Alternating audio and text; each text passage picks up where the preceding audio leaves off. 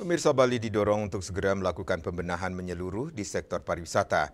Langkah ini dianggap krusial untuk mengembalikan citra Bali sebagai destinasi wisata terbaik di Asia, bahkan dunia, yang belakangan ini mendapat sorotan terkait berbagai isu kenyamanan dan ketertiban.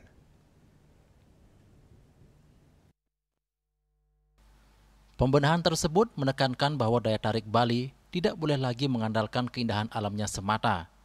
Fokus utama harus diperluas pada peningkatan aspek kenyamanan, kebersihan, dan rasa aman yang dirasakan oleh setiap wisatawan yang berkunjung.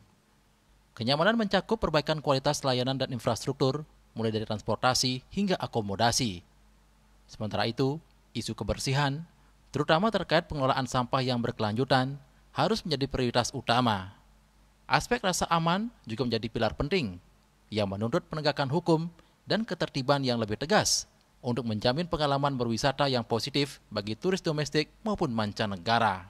Bali intinya jadi harus dikembalikan. Bali itu adalah bersih, aman, lestari, dan indah.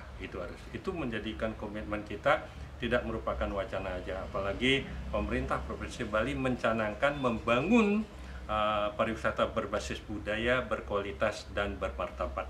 Ini sangat mudah diucapkan, namun untuk